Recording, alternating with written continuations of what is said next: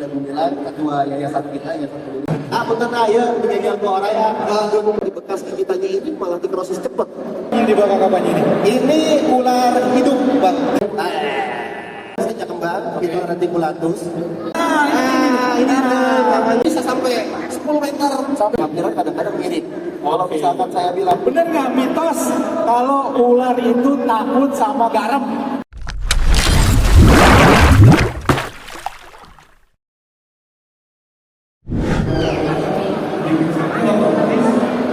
Habis. Jadi istilahnya kita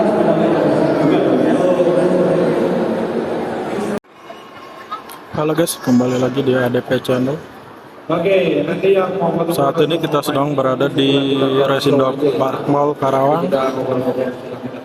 Dan di video kali ini kita akan melihat talk show dari Panji Pragiwala teman-teman Reptil Jakarta dalam acara Resinda Safari Jungle yang diselenggarakan dari 29 Mei sampai dengan 15 Juni 2025 di Main Atrium Resinda Park Mall Karawang.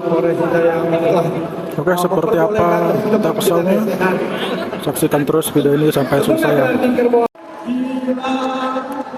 Sasuke ini maju. Akatsuki ya. Sudah nyala, kakak coba dites dulu.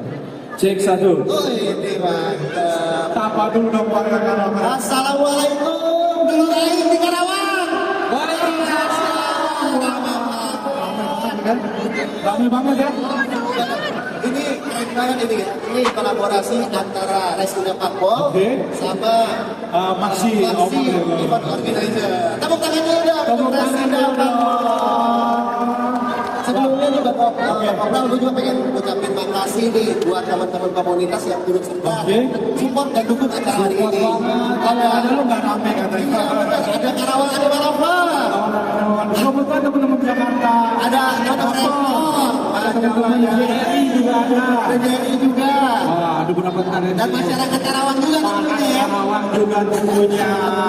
Ini ada bangku begini. Ada apa nih? Gua mau panggil juga salah satu sahabat kita Om Rudi yang punya Karawang. Mana Om Rudi? Ada Babe Rudi. Ada Babe Rudi kemarin mana? Diharap naik ke panggung. Mana Om Rudi kita mana dia? Ada lagi di belakang? Om Rudi? Lagi kopi. Lagi kopi. Oh lagi ngudut. Kita ngobrol dulu. Oke. Gimana perjalanan? Dekat dong, Karawang Purwakarta ke sini dong. Dari rumah ke sini cuma 20 menit. 20 menit kalau nggak macet-macet ya. Waduh. Gimana kabar hari ini? Sehat? Alhamdulillah agak pilek. Agak pilek dikit. Kayaknya lu habis keliling Nusantara ya. Kemarin habis dari Tegal. Oke. Jadi kita ada program namanya ekspedisi merawat Nusantara. Ekspedisi? Merawat Nusantara. Merawat Nusantara. Nusantara. Gila lu merawat Nusantara loh. Ini jadi konsepnya bukan kita yang merawat bumi, enggak begitu susah. Kita kalau sendiri, kita mustahil bisa memeluk bumi, merawat bumi itu mustahil karena bumi itu lebih besar dari kita. Tapi kalau bersama, jadi kemarin itu ada acara, ada teman-teman dari Mapala, ada teman-teman dari Akademi Cipta Lingkungan, ada teman-teman dari Basarnas, kemudian Rio, kemudian Arinders kemarin itu bersatu padu bareng Optio Survival. Kita membuat satu acara merawat Nusantara. Di sana itu kita membuat memikirkan apa yang bisa kita lakukan untuk alam ini. Wow. Tepuk tangan dulu dong, luar biasa. Sampai segitu dong. Karena kita kadang nggak sadar dan ngobrol. Kita hidup itu di alam. Kita butuh alam ini untuk jadi tempat kita hidup, mewarga kita hidup. Tapi kita nggak sadar untuk merawat alam. Makanya di situ kita gerakan penguraian sampah plastik dari sampah jadi berkah dengan alat yang Omnivore bikin.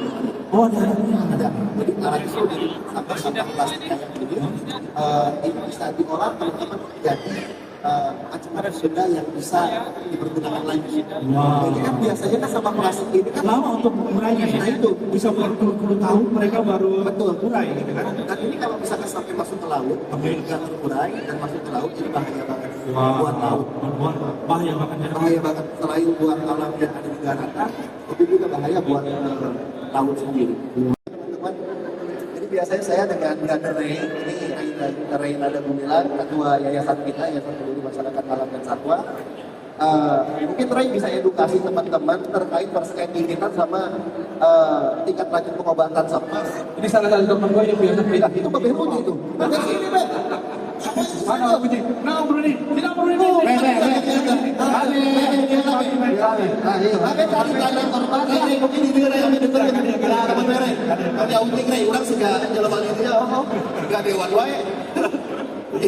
Nah, Pak Berudi cari tanah di Pancong ke orang ini. Oke. Aduin ke barat. Dari ketua kanal jadi tanah di Pancong ke orang di bawah kare. Ya, kemana? Oke. Punten ayo menjadi ke orang ya. Kita identifikasi dulu sebelum. Oke, kemana berarti? Gitu lah apa Pak? Kan benar gitu biasa masyarakat kita. Benar dong. Nggak awam dong, nggak tahu. Posisinya lagi di mana waktu digigit? Lagi di kebun apa di rumah atau apa? Enggak kan ya, kan kita memang harus ditanya dulu dong. Jadi iya, ditanya dulu kita biar tahu dulu. Oh, misalkan kalau digigit kobra ya kita harus Benar. Harus tahu paper gitu. Ya, yang pertama ya kita harus identifikasi dulu ular apa. Ular apa? Ya, jadi kan setiap ular itu bikinannya beda-beda. Ini aja, Rey, biar nggak usah identifikasi. Tadi kobra mana? Kobra aku bawa ya. Bawa. Kobra mana, Be? Terus obatin ya. Setuju nggak? Setuju nggak, teman-teman? Setuju ya? Setuju. Daripada pura-pura ya, kita gigitin ke tangan bawahnya, kobra. Kita udah main bapak dan bapak. Nah, biasanya kalau misalkan yang sering datang ke kita itu sekitar durasinya sekitar sejam atau 2 jam setelah gigitan. Oh, satu jam 2 jam. Otomatis bisa terlihat dari pembengkakannya. Itu cepet banget ya, pas 1 sampai 2 jam udah Pada bengkak. Iya. Cepat.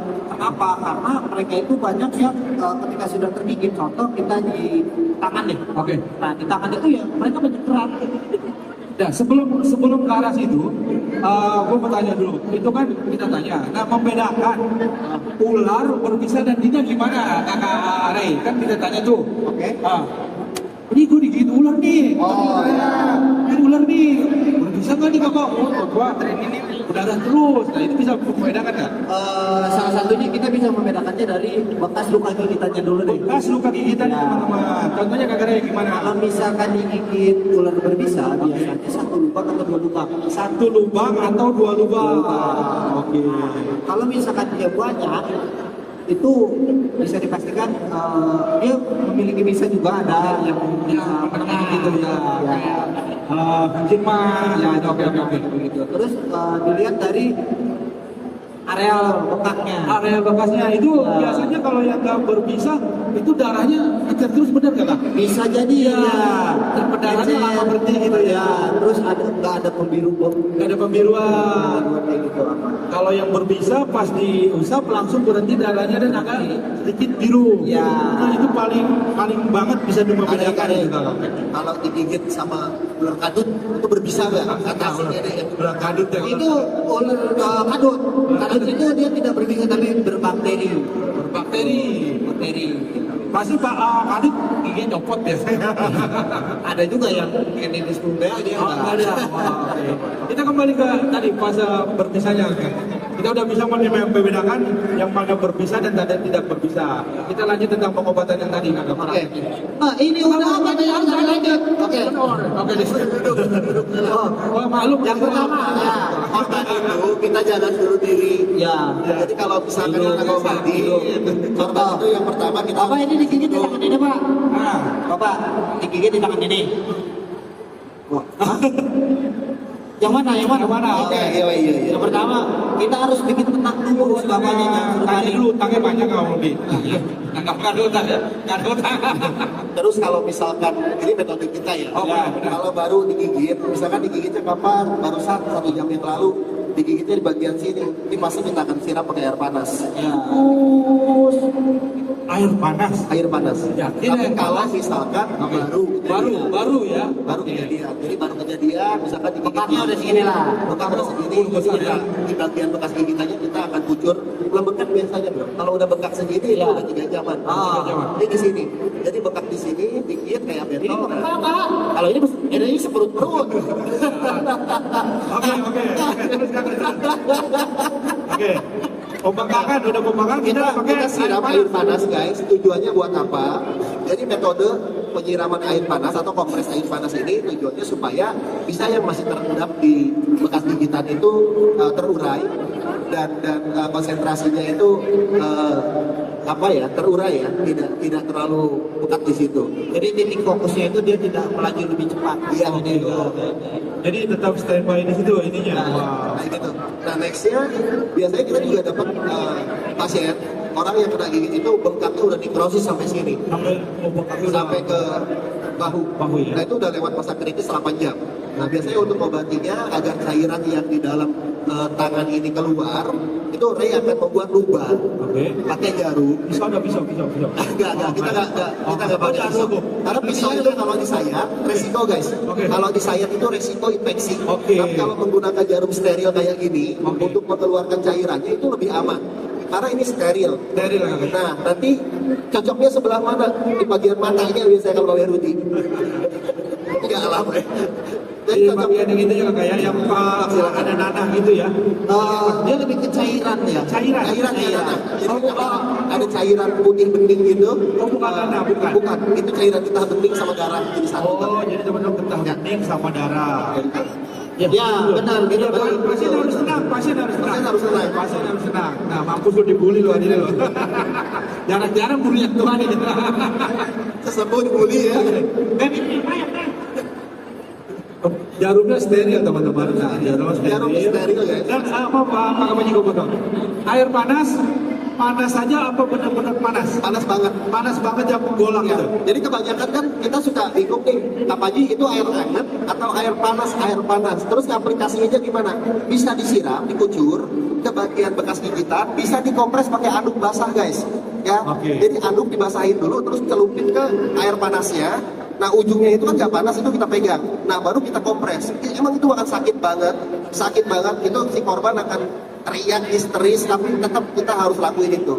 Karena kalau nggak kita lakuin, bisa akan sistemik, akan naik ke atas. Oke. Nah, itu susah untuk dihalang-halangi kecuali kena serum anti bisa. Oke. Nah terus kalau bisa pakai serum anti bisa, kenapa harus pakai air panas? Air panas itu alternatif. Kalau nggak ada serum, kita pakai itu. Tapi kalau ada serum, ya sebaiknya kita suntik injek serum. Itu dokter yang biasa ngelakuin Mbak Rudi ini. Beliau para medis yang bisa ngelakuin JBH. Kita nggak bisa nyuntikin serum karena kita praktisi tradisional. Oke. Kayak gitu. Jadi baik tradisional ataupun medis, sejatinya itu adalah cara yang sama-sama untuk menolong masyarakat yang kena baik teman-teman. Kalau nggak ada serum di rumah sakit, ya kita tolong pakai cara alternatif. Oke. Kalau ada serum di rumah sakit, ya kita sarankan untuk pasien segera mendapatkan serum. Betul ya, Be? Ya? Tujuannya adalah untuk menolong masyarakat ada yang lain, guys, kayak gitu. Titik itunya aja. Ya, jadi di sini tuh ada Pembengkakan tapi cairan itu yang tadi. ya cairan itu yang biasanya kita Itu harus dikeluarkan hingga mengempes apa gimana Kak? Supaya sebanyak mungkin. Nggak mungkin langsung kempes. Ah. Nah, jadi dikeluarkan dulu. Itu bisa sampai berapa titik kan? Bisa sampai 10 titik kadang-kadang itu bolongin. Nah, setelah itu cairan udah keluar, nanti biasanya akan kelihatan. Oke. Di bagian lembab parahnya itu akan mulai kempes sedikit. Nah itu kita keserutin jututannya. Habis itu kita bikin ramuan. Bikin ramuan. Bikin ramuan beberapa daun, dan itu nggak bisa kita kasih tahu karena kalau salah aplikasiin bisa malah busuk. Oh iya, Kayak jadi gitu. kita nggak bisa share ya. Nggak bisa. Tapi ya metodenya aja. Ya, gitu. metodenya aja kita kasih. kalau misalkan ada yang terkena gigit, langkah apa yang lebih baik? Yang pertama kita bikin imobilisasi. Imobilisasi. Nah, caranya kayak Ini pas begini. lain loh ya. Ini persenanya ya. Oke. Lain. Pertolongan pertamanya berarti. Pertolongan pertama nih untuk imobilisasi berarti nggak boleh yang namanya disayat sama di kenyot ya. Kenyot. Itu jangan sekali-kali. Karena bisa bekerja pada apa kakak pembuluh darah apa ya? Ya, kita kan di mulut ini banyak bakteri. Bakteri sariawan atau gimana? Ya ada kan bisa ketelan bahaya buat kita. Nah bakteri yang dari mulut malah terinfeksi ke korban gigit aja. Teman-teman ya, bahayanya itu kawan. Itu buat kakak-kakak dari mulut. Oke, silakan. Nah, yang pertama kalau misalkan kena digigit di tangan, diusahakan jangan ada yang aksesoris kayak begini ya. Oh, iya. Ini nanti dilepas. Lepas dulu. Nah, contoh itu mah. Nanti kalau misalkan ada, ya itu dilepas saja. Oke. Nah, oh diuk, kan tadi guys diuk, langsung. Nah, yang pertama ya itu si korban. Oke. Itu disuruh kena banyak minum. Tenang, banyak minum. Yang kedua, kita pakai plastik spender. Ada sebenarnya. Itu harus ada sanggahan kayak orang bikin patah tulang nggak kak? Bisa disangka, bisa enggak. Bisa nggak? Kalau kita biasanya nggak perlu sangga. Kalau ada media ini nggak perlu sangga? Oke. Nah, dia lebih tahu kan dia orang medis tahu. Ya kadang suka aneh sendiri. Ini baik korban sama yang ini dua-duanya itu nggak membantu orang soalnya. Demikiannya. Nah, buat ibu-ibu boleh sedia nanti di rumah, boleh online apa gimana kain seperti ini ya. Murah kok, ini di apotek harganya cuma 6.000. Atau kita nggak pernah tahu ya, antisipasi aja. Gunanya ini supaya bisa tetap standby di tempat apa gimana kakak Panji? Bisanya tetap standby di tempat gigitan apa supaya tidak menjalar ke Jadi area yang lain? bisa ular, Oke. teman-teman. Bisa ular ketika masuk ke dalam tubuh kita, Oke. itu tidak langsung menyebar ke seluruh tubuh, enggak. Tapi bisa itu akan terendap dulu di kelenjar limfatik namanya, atau kelenjar getah bening. Oke. Nah, ketika tidak ada kontraksi otot atau tidak ada gerak di bagian tangan yang kena gigit atau kaki yang kena gigit, bisa Oke. itu tidak cepat terhantar. Ya, dalam artian teknik ini itu tujuannya adalah agar membeban si bisa supaya tidak terhantar oleh kontraksi otot. Gitu. Karena kamu nggak boleh banyak gerak ya. Betul. Iya. Jadi kalau misalkan orang digigit ular kan akan ngerasa panas, kemudian sakit, nyeri, kebas. Nah itu bakal, aduh sakit. Nah itu semakin kita gerakin akan semakin membuat bisa itu terhantar kemana-mana. Akhirnya sistemik nanti. Oke. Nah jadi tujuan dari imobilisasi ini itu untuk menahan bisa supaya nggak kemana-mana. Berarti metode yang dulu mama yang Tourniquet. Iya, ikat sampai nggak bisa ini darah. Tourniquet udah kita nggak pakai lagi teman-teman. Oke. Kenapa? Karena bahaya. Kalau kita tourniquet 1, 2, 3 yang ada nanti malah di bekas gigitannya ini malah dikrosis cepet. Karena darah kan nggak bisa ngalir. Iya. Bisa ular itu kan cuma tersangkut di kelenjar getah bening. Nah, kalau misalkan kita tourniquet, yang ada malah nanti bisanya akan terkontaminasi sama darah. Oke. Karena tersumbat kan. Nah, kalau diginiin, ini malah lebih aman karena teknik ini menjaga otot supaya nggak kontraksi aja. Terlalu kenceng ya. Betul. Nah, berarti ini ikatan kan terlalu kencang. Enggak, ini Sedang aja. sedang aja kok. Karena kain ini udah elastis ya, jadi emang udah. Berarti nggak harus dikenceng banget sampai membiru gitu Betul, kakaknya. Enggak. Itu buat ibu-ibu nah, biar pelajaran juga jadi enggak. Jadi imobilisasi seperti ini. Ini yang benar. Nah, nanti kalau misalkan pengen lebih baik lagi, itu disaga pakai papan ya. Kayak orang kalau misalkan kita patah tulang Nah, teman-teman. dikit gitu ya, di bawah tulang ya. Disaga pakai papan di atas atau di bawah atau di kiri sini ya. Kalau enak sih di atas saya ini aja, biar masih bisa dilipat. Habis itu disimpan di bagian dada, terus diikat ke sini. Persis kayak kalau misalkan orang patah tulang ya, Oke. membidai bagian tubuh yang kena patah tulang itu seperti ini kayak gitu. Nah, ini kan buat ada alat nih. Nah, sedangkan kalau misalkan kita di alam nih, Ya. mendaki gunung ataupun seperti apa jauh dari pihak medis gitu. Bisa nggak selain ini pakai media lain seperti kaos, sarung apa gimana? Bisa? Bisa. Pakai kaos, pakai ikat pinggang bisa. Bisa. Yang Oke. penting dibebet. Di bawah yang nggak harus kenceng ya? Nggak harus kencang. Oke. Dibebet, jangan banyak gerak. Jadi usahakan bagian tubuh yang kena gigitan jangan banyak melakukan gerakan. Oke. Itu aja. Seperti ini kita ada di gunung, jauh banget dari Buat sebelah sini ya. Berapa tahan? Lampunya bikin sakit banget. lampunya. Silau amat. Ini kakak, berapa lama untuk imobilisasi bertahan sampai pihak medis memperpanjang?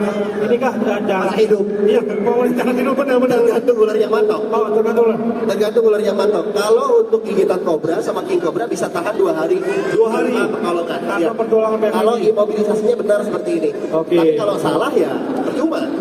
Oke. Nggak ngaruh. Kadang orang kebebetnya itu terlalu kencang, itu sama aja dilonggar, itu yang bahaya kayak gitu. Nggak boleh. Kayak gitu. Nah, di Indonesia ini anti serum anti bisa itu menangani berapa gigitan ular kan setahu kakak? Untuk serum biosef ya, polivalen yang ada di rumah sakit itu bisa untuk obatin kalau plasmarodostoma, ular ibu, ular tanah, kemudian ular welang, ular asiatus, dan ular kobra Jawa, tanya sebentar. Oke, berarti yang ada di Indonesia tuh ya? Iya. Berarti king cobra ada nggak nih? Belum ada. Lu jangan main-main. Belum ada. Ada impor. Dari kita impor. Orang nih main king cobra di Babe kerja di rumah sakit. Izin kerja di rumah sakit kan? Ada nggak serum anti bisa king cobra? Di rumah sakit di Indonesia memang belum ada. Belum masuk teman-teman. Bukan tanya itu bro. Birokrasinya yang masih belum. Jenis tuh ular yang panjang banget. Jenis ular apa kakak Panji di bawah kakak Panji ini? Ini ular hidup, Pak. Ini bintang reticulatus. Nah, ini yang paling banyak masuk di rumah-rumah warga. Ya, Warnanya kayak gini. Warnanya kayak gini. Kalau ini kesayangan banget dari kecil dipiara soalnya. Tapi jenisnya sama yang sering masuk ke rumah warga. Sama abangku. Cuma ini nah ini Aku minta mati. jeleknya piton itu dia kalau udah kayak gini dia pasti lilit. Nah, ini bahaya. Jadi kita harus longgarin dikit supaya dia nggak ganggu pernapasan saya. Sana dikit. Iya. Oh, siapa? Oke, lampunya gue matiin jadi nggak terlalu biar terang juga. Enggak, aman kok ini. Dia udah nggak ini sama lampu. Nah guys, ini kenalin. Ini namanya saja kembang, Piton reticulatus. Jadi ular itu nggak selalu menakutkan guys. Ada yang bersahabat juga sama manusia. Contohnya adalah ular ini. Jadi kalau ular-ular yang ditangkap sama pemadam kebakaran, ya sama Panji di tayangan itu adalah wildcat atau ular tangkapan alam. Nah itu galak sekali. Nah ini pun sama ya, ada sifat agresifnya masih, cuma tidak segalak yang berasal dari alam. Karena kalau yang ini hasil ternakan. Kalau yang di alam nggak mungkin tuh gendong-gendong. Bisa mana? Ada senior saya tahu Budi di sana. Oh, Ada titipan dari Om Budi kan, ada titipan di bawah. oh siap makasih Om Budi. Sehat-sehat Om Budi. Aduh, kirain ada beliau. Ular yang ini saya di sini. Ular yang ini senjatanya apa? Nggak mungkin ular ini kan berpisah nggak? Ini nggak berpisah. Nggak berpisah teman-teman. Tapi dia punya gigitan yang sangat kuat teman-teman ya. Terus dia juga punya gigi yang banyak sekali giginya. Jadi kalau misalkan dibuka, giginya itu ada sampai 150 baris dan berbentuk kail. Kayak kail gitu ya. Kayak kail bang. Itu kalau misalkan sampai gigit bisa robek. Oke. Aku terima kasih dulu kau Kakak Ray sama Bruni sudah ikut tadi. Oke, kita kenalan sama yang lebih gede mau? Boleh. Oke, ada yang lebih teman-teman kanal mungkin bisa gotong di intangnya naik ke Wah, ini itu katanya Wina deh. Tepuk tangan dulu. Wow. Wah, ada yang lebih gede ternyata. Jadi ini beberapa keluarga saya di Black House yang saya coba bawa ke sini buat sekalian gathering sama teman-teman komunitas. Oke, sambil dibawa Kakak Panji, kan lu dilihat yang nih. Pernah ada Lumayan kasus, ya, pernah ada kasus orang rescue tiba-tiba kelilit Kakak Panji. Nah, itu utama gimana? Ini namanya. Ini ada kita juga. Ada kabayanya tuh. Om Yopi, kalungin aja. Kayak gitu biar kelihatan. Tepuk tangan dulu buat ini. Nah, ini yang normal. Ini yang normal. Kalau ini yang morph, kalau ini genetik. Ini yang sering masuk di alam nih, warnanya seperti Iya, ini. warna dasarnya seperti ini. Wow. Jadi kalau normalnya, teman-teman, itu kayak gini ya, Bapak. Oke. Dan ini bisa sampai 10 meter. Sampai 10 meter Panjangnya, ya. maksimalnya. Sih kalau ngobrol sama Om Budi kadang maksimal sampai 10 meter. Ya, 10-11 meter bisa. Ya. Wah, ini ngomong-ngomong, yang tadi gue tanya, gimana cara melepaskan lilitan ketika ada nggak teknik utama, pegang apa gitu? Kalau saya sih, ini dalam kondisi gini ya. Ya. Ini udah main dari tadi. Kita kayak oke. Ya, ini aja sih. Utama di ekor. Udah, iya. Udah. Ini jadi ekor yang kunciannya, terus buka. Nggak fokus ke kepala kakak. Enggak. Kalau kepala kita tangkap, kepala makin kuat. Malah makin kuat terus. Misalkan kepalanya gigit di sini, Ya. biarin aja dulu kepala mah. Ya, jangan di tempat Kepala biarin dulu, carinya ekor. area buntut kakak. Carinya ekor. Oke, ilmu juga nih buat teman-teman. Oke. Nah, Jadi di buat- antara yang kanan sama yang kiri, Om Kopra suka yang mana? kalau buat mahal sih gue yang mana dah. kalau soal Misalnya. kalau soal buat gaya-gaya nih ya. Ya, jadi sama ya teman-teman, banyak sekarang hobis bermunculan di mana-mana yang suka reptil, dan mereka itu selalu pengennya, waduh gua nggak punya ular mor, waduh gua nggak punya ular mewah. Jadi hobis reptil itu kita bukan diukur dari mewah atau tidaknya ular kita, mahal atau tidaknya hewan peliharaan kita. Ya. Kan? Tapi diukur dari totalitas dan kesayangan kita sama si satwa, kayak gitu teman-teman ya. Jangan sampai kita punya uang, kita beli ular banyak, tiba-tiba gak keurus, nanti dilepas. Yang kasihan malah masyarakat umum nanti. Bener nggak mitos kalau ular itu takut sama garam? Nah, Aduh, gua jauh nih. Ini pakarnya ular. Kata gua ada ular kasih garam katanya. Itu mitos pramuka namanya ya. Kita sebutnya mitos pramuka. Itu nggak salah juga teman-teman di pramuka sih sebenarnya. Tapi itu kita dapat pengetahuan itu dari ajaran teman-teman kita di pramuka. Benar. Nggak ada ya, ular itu nggak takut sama garam. Ular itu takutnya sama Panji, sama Damkar. Kalau misalkan kita datang jangan masuk konten, enggak, ular itu nggak takut garam guys, sama sekali nggak takut garam. Mau kalian pakai garam kasar, mau dibaca-bacain ayat garamnya, atau apapun, nggak pengaruh. Itu mitos. Yang takut sama garam itu moluska. Iya, seperti lintah yang punya lendir. Terus kelabang juga sama bang. Kelabang takut sama garam. Nggak suka sama garam. Nggak suka sama garam. Bukan takut tapi tidak suka sama garam. Tapi kalau untuk ular itu nggak sama sekali ular suka garam. Antisipasi pakai apa kakak? Pakai kapur barus bisa. Kapur baru sama yang agak menyengat seperti karbon, Betul. lipol. Kemarin sempat ada eksperimen dari Uklis, dia sering edukasi. Dia balurin karbon sepanjang ini. Jadi ular harusnya bisa lewat, Nggak bisa. dia nggak bisa lewat. Iya. Dia mundur lagi cari tempat, dia mundur lagi. Nggak mau. Nah itu efektif ternyata. Efektif bener ya. Tapi kalau garam Enggak ya? Wah, jadi itu merusak penciuman, bener nggak Pak Ji? betul. Bener merusak penciuman dia untuk tidak bisa lewat ke yang bau-bau menyengat ya. Betul. Oke, untuk kalau reptil yang dilihat kata lu kemarin awal April, ular itu nggak punya telinga. Iya. Budak bener kan nggak punya telinga. Ya, ular itu nggak punya Nggak punya. telinga eksternal guys. Oke. Jadi kalau misalkan kalian sangka ular itu punya kuping nggak? Ular itu nggak punya kuping eksternal. Oke. Tapi dia bisa merasain getaran dari suara. Tapi dia nggak bisa dengar. Oke. Bukan budak juga ya. Budak, oke. Bedanya ular sama kadal kan itu bang. Oke. Yang dilihat apa kakak buat sensor ini darah apa gimana? Kalau ular itu merasakan sesuatu dari Jacobson, dari lidahnya. Lidah. Jadi kalau misalkan lihat ular lidahnya melet, nah kayak ini, nah itu fungsinya buat mendeteksi udara. Jadi lidahnya itu menangkap partikel. Nah untuk merasakan sesuatu dia dari menggunakan lidahnya. Oke. Terus ular juga punya mata yang bisa dilihat. Bisa dipakai buat lihat ya. Oke. Tapi buram. Buram. Kelihatannya kayak hitam putih gitu bang. Nggak terlalu jelas. Jadi nggak terlalu jelas ya. Betul. Oke. Jadi gimana bang Kopral? Cara kebedain ular yang berbisa sama enggak di alam? Tadi sempat kita ngobrol juga sama Kakak Ray itu. Iya. Yang apa gigitannya tadi kata Kakak Ray. Enggak. Kalau gigit aja ya kita harus gigit dulu baru tahu. Nah ini cara membedakan secara visual. Mau nggak? Mau digigit nggak? Oke guys. Gimana gitu gimana Om? Jadi pertanyaan yang sulit dijawab, cara membedakan ular yang tidak berbisa dan berbisa, ya seperti apa kalau dilihat dari visual. Visual kepala. Ya, itu agak susah guys. Agak susah. Karena belum tentu ular yang warnanya cerah itu mematikan. Oke. Contoh piton yang saya handle ini warnanya cerah tapi dia tidak berbisa. Oke. Belum tentu juga ular yang matanya elips itu mematikan.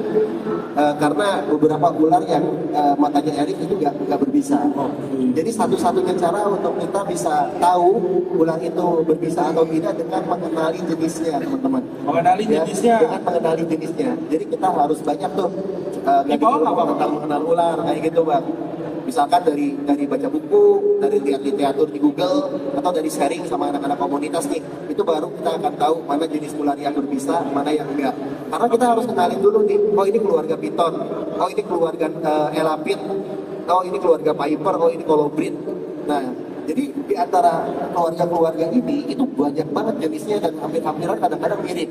Kalau misalkan saya bilang, oh ular yang berbisa itu kepalanya segitiga, itu masalahnya tadi saya dimarahin Om Budi. Gitu. Salah ya Om ya. Nggak begitu, karena belum tentu sama guys. Ya kobra itu kepalanya nggak segitiga masalahnya, tapi dia mematikan kayak gitu. Masyarakat Karawang adalah masyarakat luar biasa, saudara Panji.